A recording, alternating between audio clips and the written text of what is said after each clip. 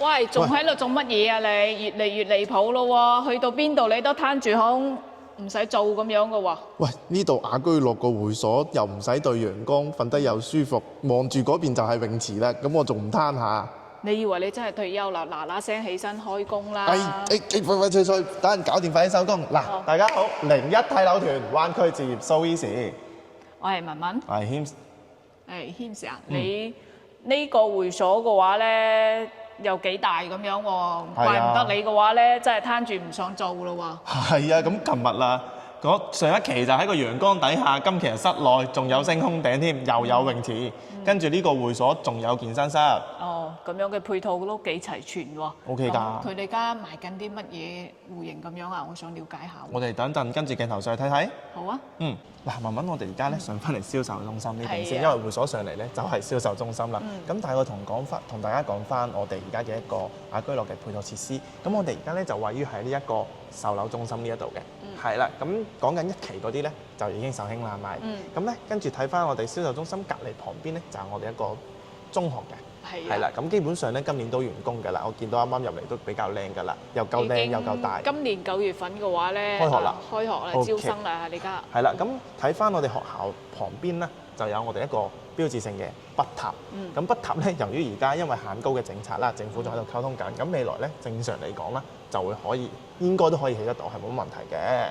係啦。未來嘅話咧，佢再重新規劃翻咯，跟住嘅話都會睇到我哋一個標誌性嘅一個建築。冇錯啦。咁翻嚟嘅話咧，我哋介紹下我哋一個在售嘅一個樓宇啊，嗬。係啦，我哋而家賣緊嘅話咧就係2期呢邊嘅，咁樣佢一個面積段嘅話咧就係80方到119方，係啦，剛需到改善型都有在售嘅。佢嘅價錢嘅話咧就非常之吸引，去到11500起，係啦，到12000蚊左右。如果嘅話咧喺馬鞍道裏邊嘅話咧，再揾唔到有咁筍嘅一個盤啦，筍盤簡稱就係筍盤。如果係覺得價錢 OK 嘅話咧，我哋上去睇睇嗰個戶型嘅一個格局。好啊，而家我哋行啦。嗱，軒 Sir，你而家嚟到嘅話咧，雅居樂嘅話咧，示範單位呢邊㗎啦，80平方做到3房2廳1衛嘅一個格局裏邊，同我哋嘅話咧介紹下好嘛？好啊，我哋入翻嚟呢一套則咧嘅右手邊咧係一個廚房位置嚟嘅。呢個廚房咧，我本人係比較中意，因為佢係比較大嘅。係啦，咁喺翻呢一個半 U 型嘅一個設計裏邊咧，呢一度咧係擺翻一個冰箱嘅。但係呢個開發商唔知點解樣板間就要整個櫃喺度，就可能只可以整到單門冰箱啦。咁往前睇翻我哋左手邊呢一邊嘅玄關位置啦，都係可以做翻啲封頂嘅櫃啦，跟住就可以收納更加多嘅嘢，亦都可以擺翻啲臨審嘢喺呢度嘅。往前行翻少少啦，我哋呢邊係可以擺翻一個4人嘅餐桌嘅，係啦，咁咧因為佢地方唔大，即係擺6個都唔係好 OK 㗎啦，我個人覺得。係啦，再往前行少少啦，我哋就去到呢個廳啦。廳大概係3米左近嘅開間啦。係啦，咁呢邊嘅話咧，放翻個4人嘅梳化啦，呢邊放翻個60寸嘅電視啦，都係可以嘅，都唔會做到話睇電視睇到暈咁樣嘅。再睇住鏡頭睇翻我哋呢個出邊嘅生活陽台啦，生活陽台咧都係比較大少少嘅。喺我哋生活陽台嘅右手邊嗰度咧，都係可以做翻一個工作台啦，放翻一個洗衣機啦。係啦，咁同埋可以收納到更加多嘅嘢嘅。隨住鏡頭過翻嚟我哋呢邊嘅話咧，休息區呢邊睇睇啊，嗬。休息區呢邊嘅話咧，睇到我哋家手指向嘅呢個房間嘅話咧，佢係做成一個客房啦，或者做成一個兒童房都 OK 嘅，方方正正，借用咗個飄窗位置。牆嘅話咧都適中啊，嗬。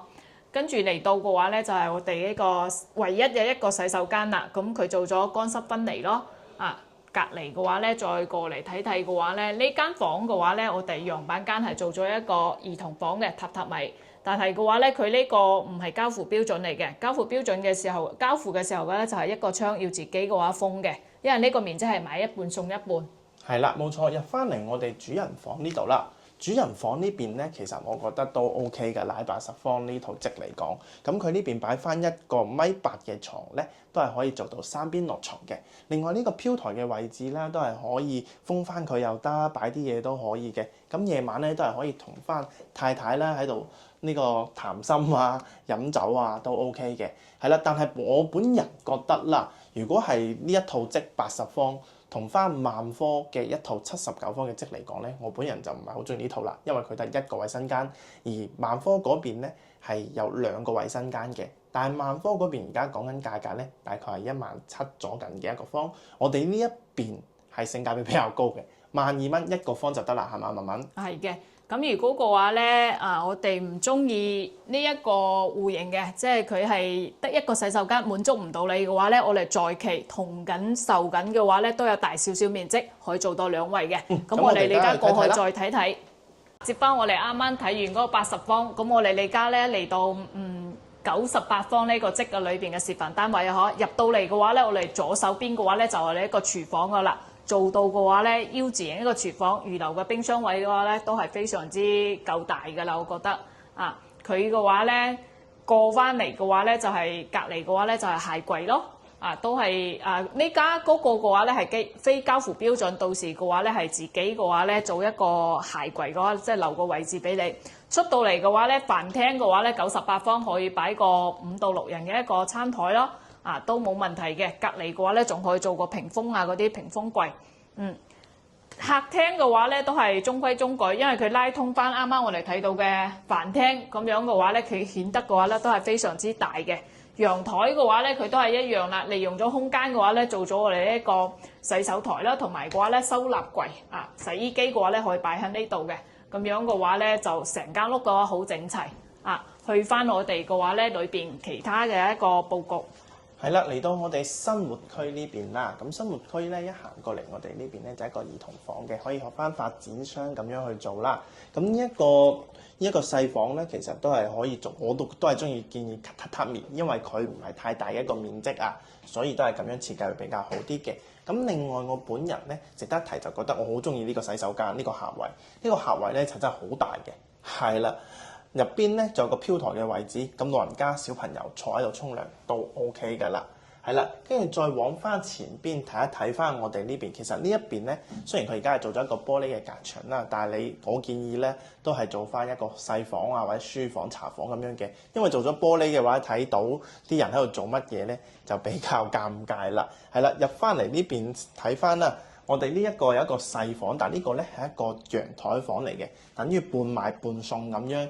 到時如果你要按翻好似我哋而家開發商嘅一個樣板房咁設計嘅話咧，你就要封翻個窗㗎啦。嚟到我哋主人房呢度嗱，顯示你睇睇。你嘅需求啦，嗱，有2個洗手間，呢度有個套間啦，係咪？主人房裏邊嘅話咧，都係做咗乾濕分離嘅，做咗我哋一個私人嘅一個空間，有個套間喺呢度。我又可以喺個廁所度玩手機玩半個鐘啦，唔會打擾到，係咪？同埋嘅話咧，出到我哋呢度，你睇到嘛？佢嘅一個3邊落牆之餘嘅話咧，兩邊做咗床頭櫃，衣櫃嘅話咧都係可以做到一個整體嘅一個櫃。